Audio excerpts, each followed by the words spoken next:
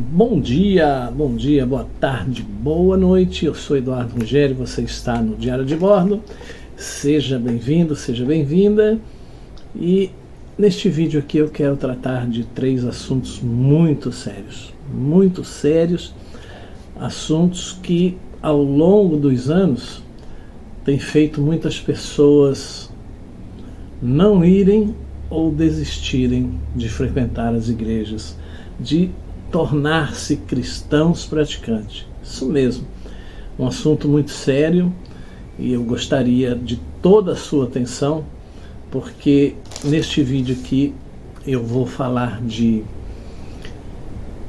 bebida, cigarro e tatuagem. Beber é pecado para o cristão? Fumar é pecado? Fazer tatuagem é pecado? Então, não sai daí não, é depois da vinheta.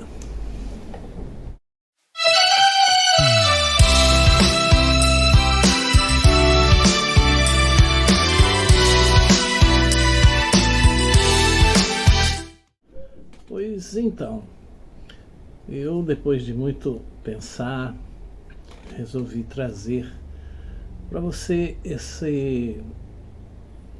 espécie de estudo aqui, para você que tem essa dúvida. O cristão, ele pode beber, ele pode fumar, ele pode fazer tatuagem, mas antes eu quero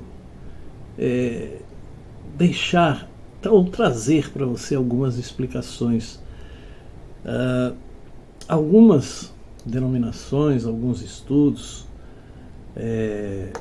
alguns pastores dizem que lá no tempo de Jesus, aquele vinho que eles tomavam não era vinho, que não tinha álcool. Eu quero dizer para você que era vinho, né? E salvo, dizem os mais estudiosos, que em algumas ocasiões é que não havia o vinho. Tanto é que o primeiro milagre de Jesus foi transformar a água em vinho. E nós temos também o exemplo aqui do apóstolo Paulo, em 1 Coríntios, no texto que trata da ceia. 1 Coríntios 11, a partir do versículo 23, né? Que diz: examine-se, pois, o homem a si mesmo, a partir do versículo 28, coma deste pão e beba deste cálice, porque o que come e bebe indignamente, come e bebe para a sua própria condenação, não discernindo o corpo do Senhor. Por causa disso há entre vós muitos fracos e doentes e muitos que dormem, porque se nós julgássemos a nós mesmos, não seríamos julgados. Portanto, meus irmãos, quando vos ajuntais para comer, no versículo 33, esperai uns pelos outros. E por que Paulo faz essa advertência? É preciso entender que aqui era um ajuntamento que eles faziam, e era ceia no verdadeiro sentido da palavra. E quando eles se juntavam aqui,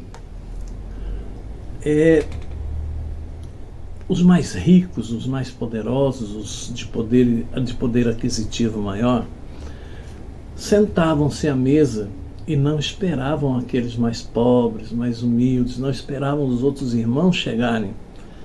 E eles começavam a beber, comer, se embebedar. E quando os irmãozinhos chegavam, aqueles que chegavam no culto depois, que não tinham uma condição própria, que vinham de muito longe, quando aqueles irmãos chegavam, esses irmãos já estavam bebaços ou já tinham comido quase tudo que havia na mesa. E então aqueles irmãos que chegavam depois não usufruíam de quase nada desta ceia. Então Paulo diz: Portanto, meus irmãos, quando vos ajuntais para comer, esperai uns pelos outros. Então, eles tomavam ali vinho, se embebedavam, sim. Quero trazer para você alguns versículos também, para servir como introdução para essa nossa conversa, para esse nosso papo. Provérbios 22, versículo de número 6, que diz assim: instrui o menino no caminho em que deve andar, e até quando envelhecer não se desviará dele. Inclusive eu tenho uma música que fala a respeito desse tema. Ensina, em algumas bíblias está escrito: ensina a criança no caminho que deve andar, e quando for velha não se desviará dele. E aí então começa aqui um questionamento para o meu irmão. Nós sabemos que dentro de uma família, dentro de uma casa, geralmente os filhos seguem o exemplo do pai, da mãe. E um pai que bebe na sua casa, um pai que chega alcoolizado em casa, um pai que chega bêbado, ele está ensinando o que para o filho? Ele está ensinando o filho a fazer o mesmo que ele está fazendo.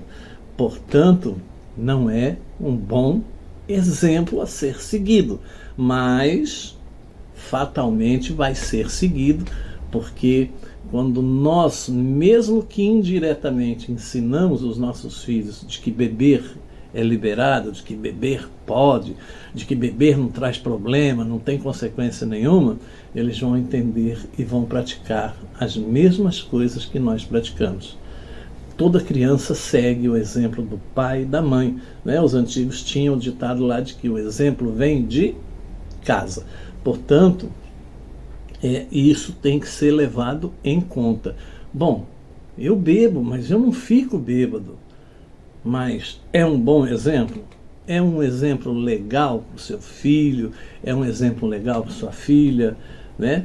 A Bíblia diz que tudo é lícito, tudo pode, mas nem tudo convém. Convém você chegar mamadão em casa, chegar bêbado, como eu já cheguei várias vezes. Eu falo porque eu já cheguei várias vezes e, graças a Deus, as minhas filhas não seguiram o meu exemplo, mas podiam perfeitamente ter seguido. E aí depois, hoje, eu ia dizer o quê? Eu fui o exemplo, eu fui esse mau exemplo. Fui eu que ensinei, fui eu que disse que isso era normal. E aí eu não posso reclamar quando meu filho, quando minha filha pratica algo ruim, algo errado, sendo que fui eu mesmo quem dei o exemplo, né? Mas vamos aí falar primeiro da bebida. A bebida, é proibido beber? A Bíblia diz que é proibido beber. Bebida e religião, bebida e evangelho combinam. E é isso que eu quero trazer para você através desse vídeo. Outra coisa que eu quero dizer para você também. Muitas pessoas cometem um grande erro, um enorme erro ao pensar que, não, eu bebo, não posso ir para a igreja. Não vou para a igreja, eu só vou para a igreja depois que eu deixar de beber. É um grande erro, meu irmão. É um grande erro. Vá, se você sente no coração de ir, de frequentar, vá. Depois, ao ouvir a palavra, com o entendimento da palavra, eu tenho certeza que se você tiver que deixar, você vai deixar. Entende? Ninguém vai te cobrar, eu espero assim, ninguém vai cobrar você. Irmão, você está aqui, você bebe, não pode vir, ninguém vai te dizer isso. Irmão, você toma uma cervejinha, você não pode vir. Até porque eu conheço alguns crentes que adoram um vinhozinho. Eu tomo de vez em quando, eu gosto de uma taça de vinho. Eu gosto de um bom vinho. Ou seja, eu não tomo nada de álcool, não tomo vinho, não tomo cerveja, não tomo nem cerveja sem álcool, nada disso. Porque a bebida foi a razão da minha perdição. A bebida me trouxe muito prejuízo, a bebida só fez com que eu andasse para trás, né? Me levou até a morar na rua, para você que não sabe. Então, para mim não deu certo, né? Então, a gente tem que balancear as coisas. Será mais aquele negócio? Não, primeiro eu quero me libertar, depois eu vou. E aí, meu irmão? E se você morrer antes? E se não der tempo? Se Jesus volta? E como? E aí? Aí você fica, né? A mesma coisa o irmão que fuma, e nós vamos falar também disso. O irmão que fuma, não, primeiro eu tenho que deixar de fumar para depois ir para a igreja. Eu não posso ir para a igreja fumando. Eu quero dizer para você que eu frequentava a igreja e fumava. Fumava em casa, fumava. Até que um belo dia eu acho que ele era evangelista, ou ele era presbítero da igreja, me viu fumando. O Maria Fofoca correu e falou lá para o pastor presidente da igreja, viu o irmão Eduardo fumando na rua, não sei o que, deu aquele bochicho, mas ele não pensou uma coisa.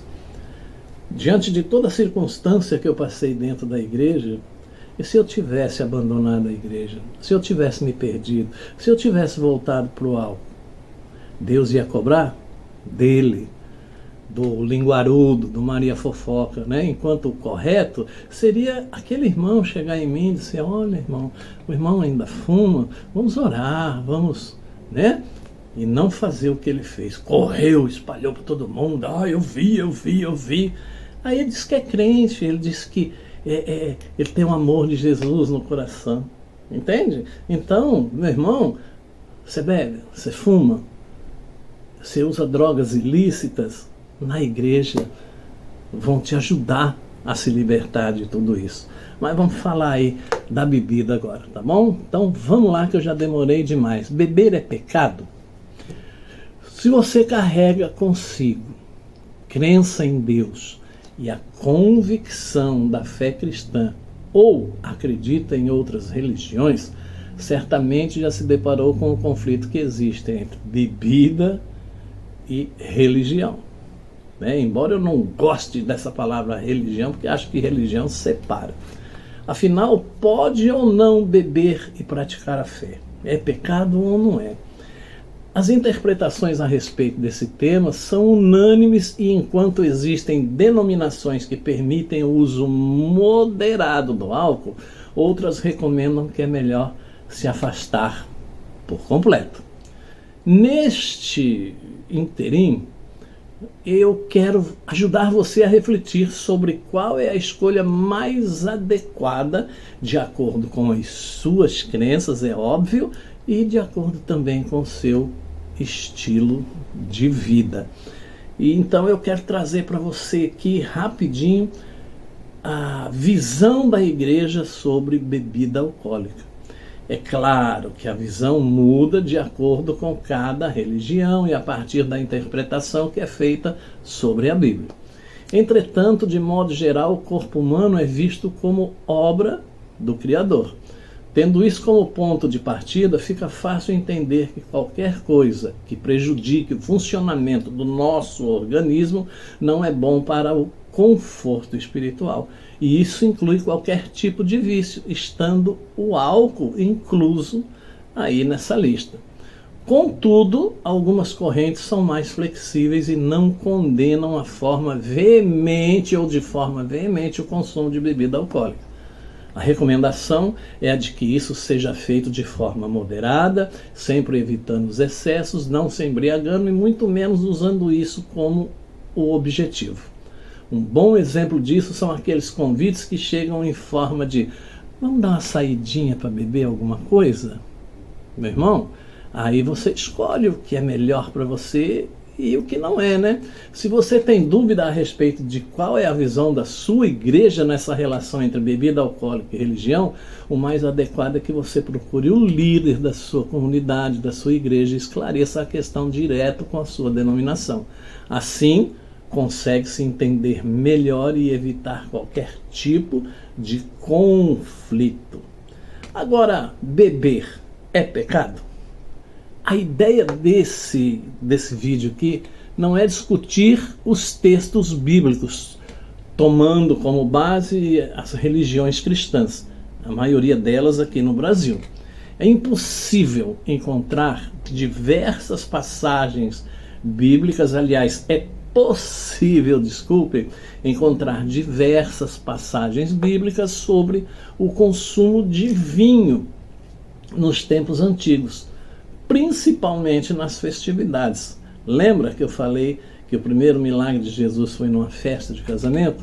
E isso pode parecer para muitos que beber não é pecado, desde que a prática seja adotada com autocontrole e de forma comedida.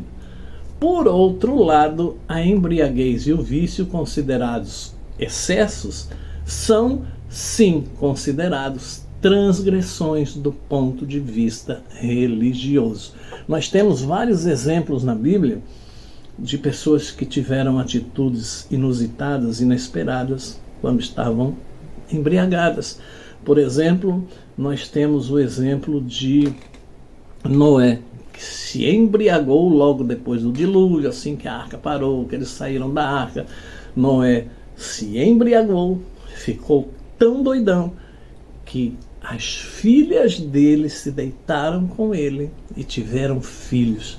Aproveitaram-se da embriaguez de Noé. Portanto, meu irmão, tudo isso, todo esse contexto há de ser analisado. Então, como que eu estou? Como é que eu fico? Como eu me comporto quando eu bebo um copo de cerveja, um copo de vinho? Isso muda a minha atitude? Isso muda o meu pensamento? Isso muda o meu eu? Então, como é que eu posso saber se eu estou dentro de uma conduta que é digna, que é esperada?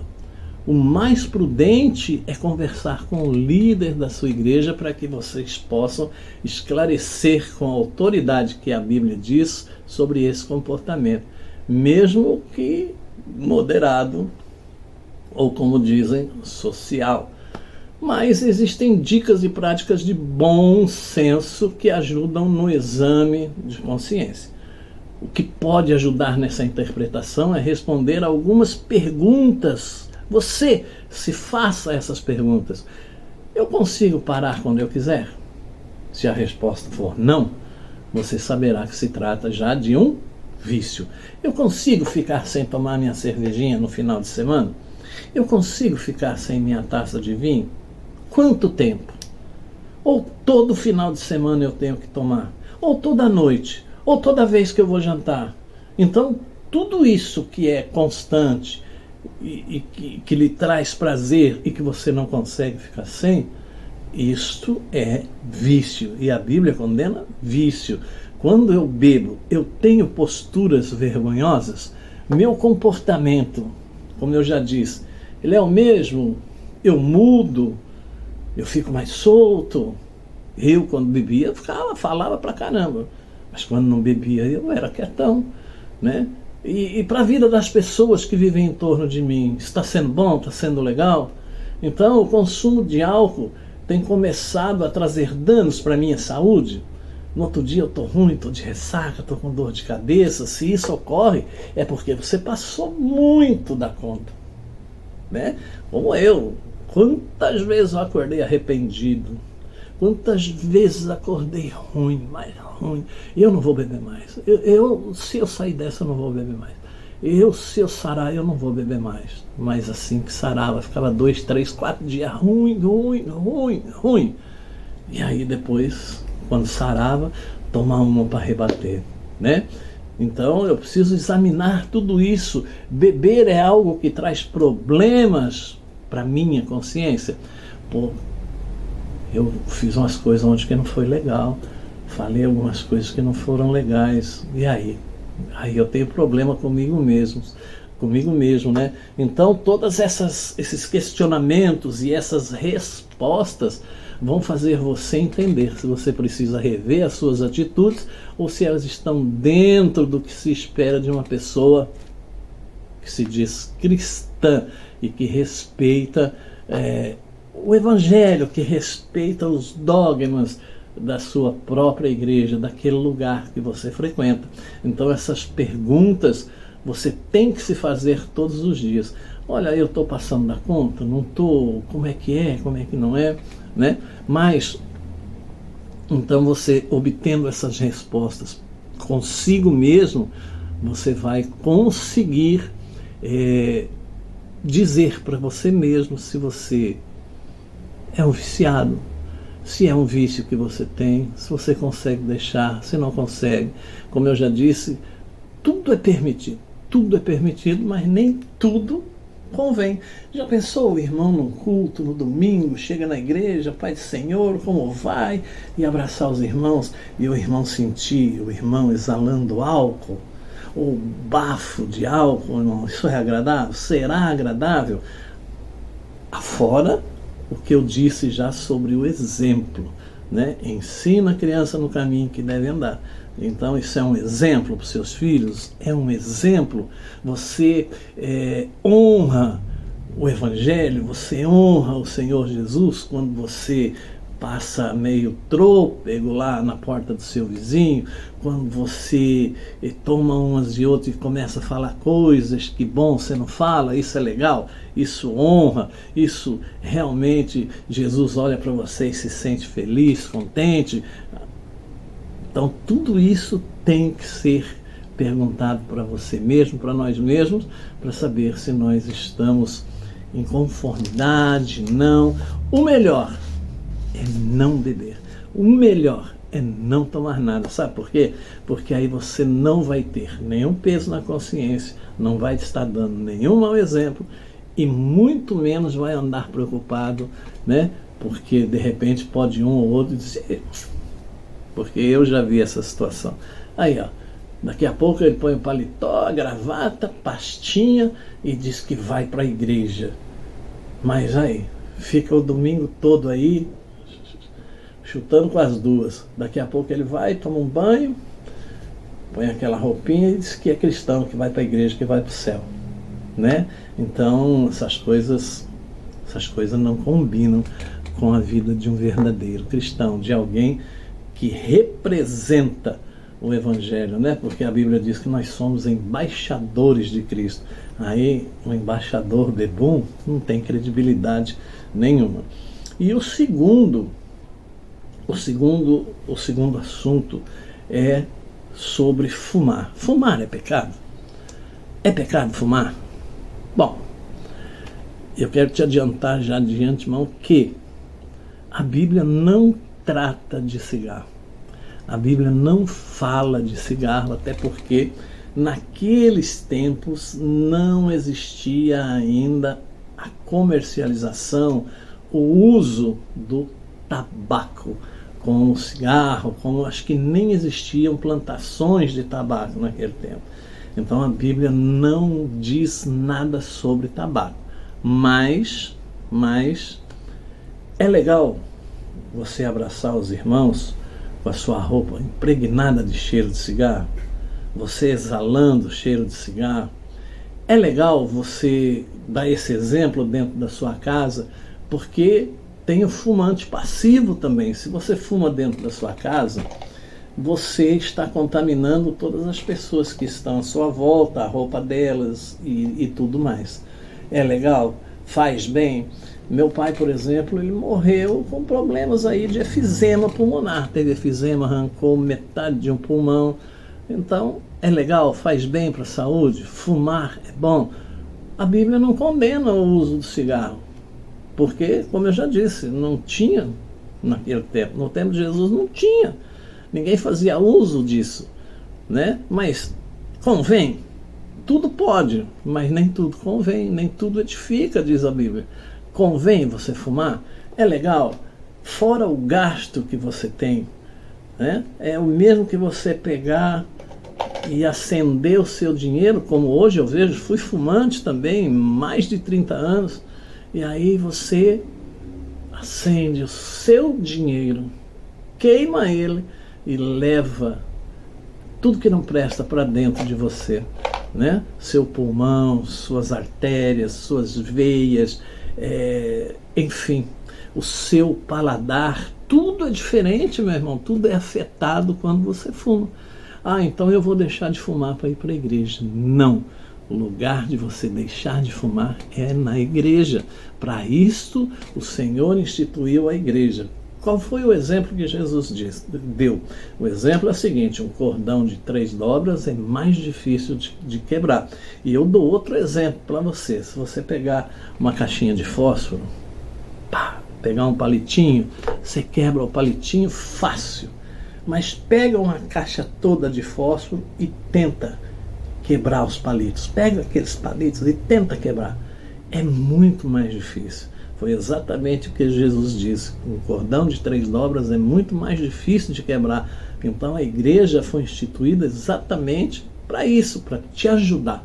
Lá é lugar de libertação, lá é lugar de transformação, lá é lugar de conhecimento, lá é lugar de crescimento, lá é o lugar que vai te ajudar a se libertar, seja da bebida, seja do cigarro, porque eu falo de mim sempre, irmãos, se não fosse a igreja, se não fosse a minha força de vontade, eu não estaria mais aqui. Bebia, depois entrei para a igreja, continuei fumando. Foi difícil largar do cigarro também, foi muito difícil, mas eu sempre pedi para Deus: Senhor, me ajuda, eu preciso largar. Senhor, eu me sinto envergonhado, como aquele dia que o irmão viu eu fumando. Fiquei envergonhado. Ele não devia ter feito o que ele fez, eu poderia ter largado tudo por causa dele, mas eu tinha vontade de estar na igreja. E aí eu fui pedindo para o Senhor, eu já tinha feito uso de remédio para largar de fumar, de adesivos para parar de fumar. Tinha um tal de um remédio lá que a gente fazia um gargarejo. Não tomava não, fazia gargarejo. E aí a hora que você ia fumar, o cigarro ficava amargo. Meu Deus do céu. Amargo, amargo, amargo. Mas fumava ele amargo mesmo. Portanto, quer largar de fumar? Peça para Deus. E eu parecia uma coisa assim que um monte de irmãos, eu acho que eles desconfiavam, ou eles sentiam o cheiro, porque a gente fuma, não sente o cheiro. E eles sempre vinham dar testemunho, contar testemunho para mim de como deixar de fumar. Ah, eu deixei de fumar um dia que eu orei a Deus, um dia que eu tomei café, e quando eu fui fumar o cigarro estava ruim, e quando eu fui fumar o cigarro estava ruim, e sempre vinham contar testemunho para mim de como deixaram de fumar, e eu vivia pedindo para Deus: Senhor, faz isso comigo. Senhor, faz quando eu for fumar, o cigarro fica ruim. Mas o Senhor trabalha com cada um diferentemente. Cada pessoa é uma pessoa, cada pessoa tem uma estrutura. Aí o que aconteceu? Um belo dia acordei, estava com uma gripe daquelas, tomei um cafezinho e eu fumava lá no fundo do quintal. Peguei o isqueirinho, o cigarrinho e fui para o fundo do quintal. Quando cheguei lá, acendi o primeiro trago que eu dei, comecei a tossir, ardia tudo, joguei aquilo, meu Deus do céu, nossa, não aguentei fumar. E ali fiquei, e quando eu percebi, eu estava 5 dias sem fumar. Entrei no meu quarto naquele dia, disse: Senhor, já que eu não consegui fumar, já que está doendo tudo aqui, Senhor, me ajuda a largar dessa porcaria. E aí quando eu fui ver, já tinha 5 dias que eu não fumava, e eu disse: olha, então agora eu vou ficar o resto, eu não senti falta. E aí, com aquela gripe, com aquilo tudo, e eu larguei do cigarro. Quando eu fui ver, tinha 15, depois 20 dias, depois 1 mês, e aí eu dizia para mim: então agora não fumo mais, agora não quero mais. Sonhava fumando, sonhava acendendo cigarro, acordava no meio da noite: meu Deus, está repreendido em nome de Jesus. Sonhava fumando, acordava, sentia o cheiro, né? Até que me libertei dele por completo. Isso acho que foi no ano de 2008, mais ou menos, por aí assim. Então, quer deixar de fumar? Vai para a igreja e pede para Deus. Não vai, não, depois que eu largar eu vou. Isso é um grande erro. Isso é um erro enorme que as pessoas fazem. Querer se consertar primeiro para depois ir para a igreja. Vai para a igreja, rapaz. Vai para a igreja, que lá é lugar de somar força. Lá os irmãos vão te ajudar, lá os irmãos vão orar, você vai conhecendo a palavra, e a Bíblia diz que a fé vem pelo ouvir. E aí você vai exercitando sua fé, e você vai se livrar desses vícios aí, em nome de Jesus. Eu creio assim. Agora eu quero falar para você de tatuagem. Será que é pecado, não é pecado fazer tatuagem? Sim ou não? O que você acha? É difícil, hein? Difícil. Mas nós vamos continuar nesse negócio aqui já. Não sai daí, toma uma aguinha para não ficar muito comprido, e a gente volta já para falar de tatuagem.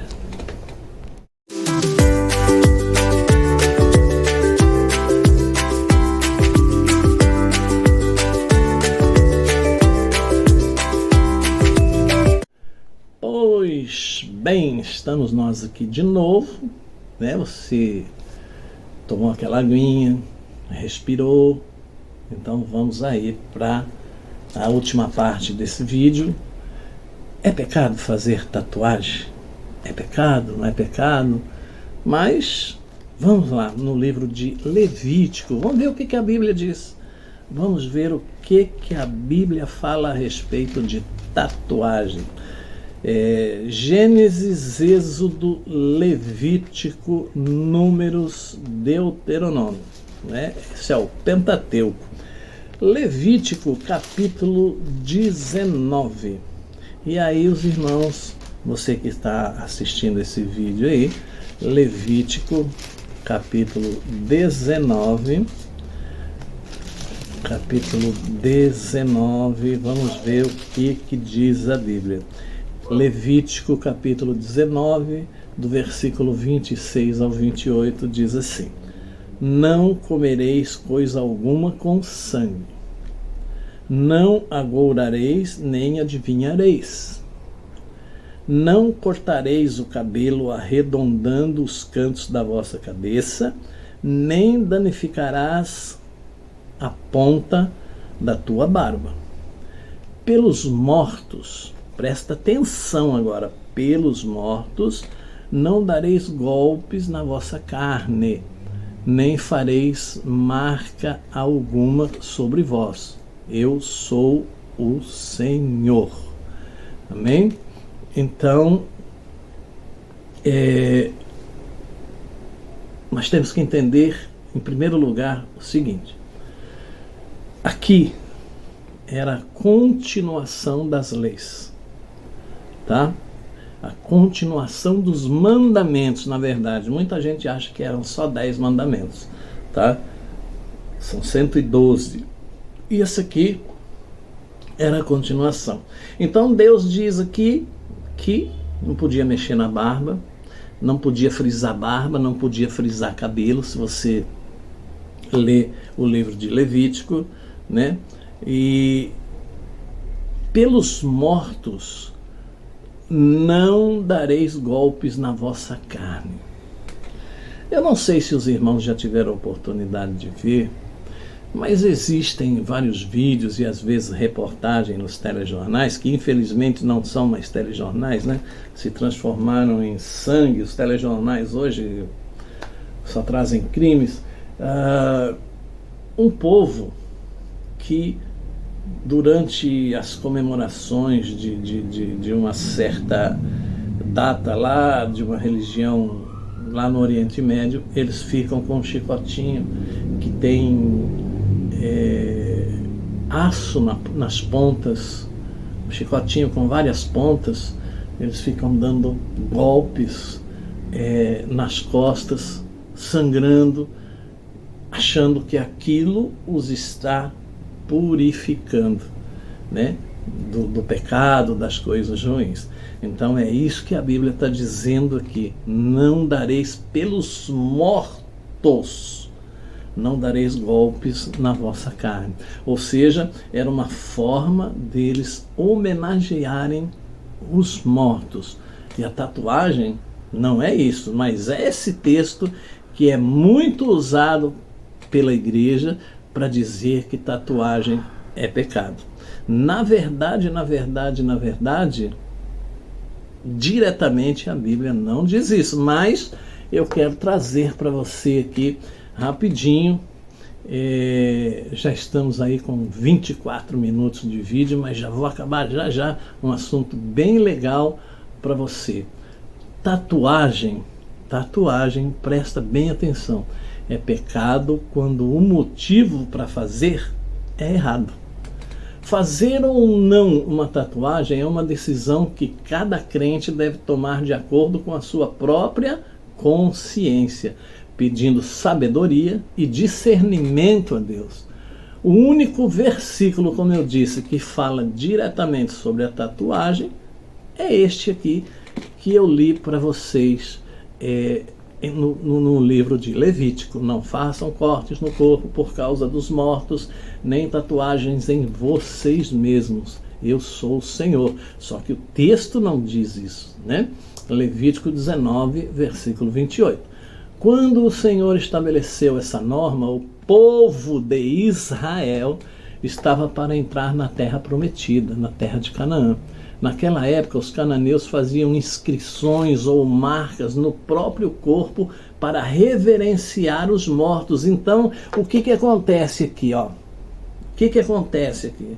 Deus, sabendo que eles iam chegar ali, iam encontrar um outro povo que tinha essa tradição, que praticava esse tipo de marcação em homenagem aos mortos. Deus já os alerta: olha, vocês não vão praticar esse tipo de coisa, vocês não vão fazer esse tipo de coisa, porque isso era um costume pagão.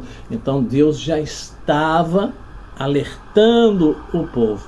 Por isso, então, nós podemos entender a partir desse texto ser pecado fazer uma tatuagem para cultuar os mortos ou para participar de alguma espécie de ritual pagão. Deus quer que cuidemos dos nossos corpos. Observe o que o apóstolo diz para a igreja em Corinto: vocês foram comprados por alto preço, portanto, glorifiquem a Deus com o seu próprio corpo. Está lá em 1 Coríntios, capítulo 6, versículo de número 20. Uma tatuagem é uma coisa permanente. Então, antes de fazer, pensa. Olha, mais uma dica aqui maravilhosa para você. 5 perguntas para você fazer antes de fazer uma tatuagem. Primeiro, essa tatuagem honra a Deus? Evitem mensagens ou símbolos antibíblicos. O processo é seguro? Evite métodos de tatuagem duvidosos que podem causar infecções. O bom e barato, sabe como é? Então, terá consequências negativas em minha vida? Em algumas situações, tatuagens podem ser motivo de exclusão social ou de perda de emprego até. Será um bom ou um mau testemunho? Se passar a mensagem errada, não faz. A minha consciência permite que eu faça uma tatuagem? Se a sua consciência não permitir, não faça. A fé que você tem, guarde-a para você mesmo diante de Deus. Bem-aventurado é aquele que não se condena naquilo que aprova, mas aquele que tem dúvidas é condenado, se, pois, o que ele faz não provém de fé, e tudo que não provém de fé é pecado. Romanos 14, versículos 22 e 23. 3 motivos errados para se fazer uma tatuagem. Muitas coisas se tornam pecado devido à motivação por trás daquilo. A motivação ou intenção é o mais importante. Aí você fez uma tatuagem, primeiro, por rebeldia. Não faça para irritar ou escandalizar outras pessoas. Se você não é adulto, não faça uma tatuagem sem a aprovação dos seus pais. Filhos, obedeçam a seus pais no Senhor, pois isso é justo. Honra teu pai e tua mãe. Este é o primeiro mandamento com promessa, para que tudo te corra bem e tenhas longa vida sobre a terra. Efésios 6, do versículo 1 ao versículo 3. Segundo, se você faz uma tatuagem para se exibir, sua preocupação não deve ser conseguir atenção com o seu aspecto ou aparência pessoal. A beleza de vocês não deve estar nos enfeites exteriores, como cabelos trançados, joias de ouro ou roupas finas.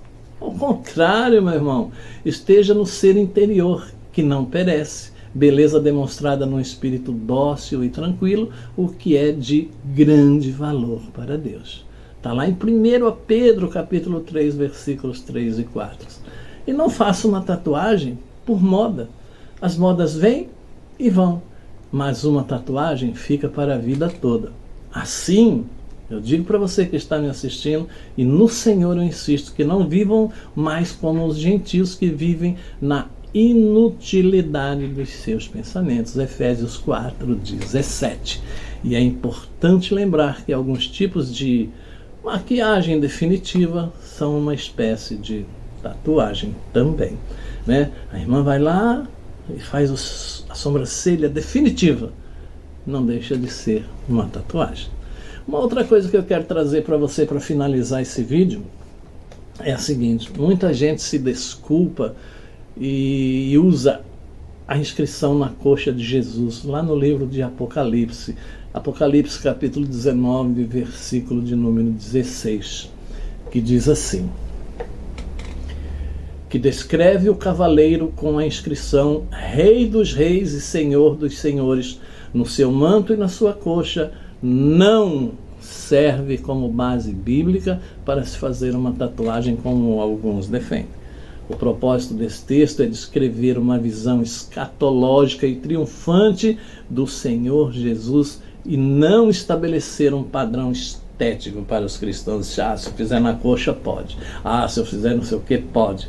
Tá bom? Então, não usem de subterfúgios para fazer aquilo que você pretende fazer. Mas analise todos esses aspectos que eu te falei aqui. Analise a sua própria consciência, analise se a sua consciência consente com aquilo que você quer fazer para o seu corpo.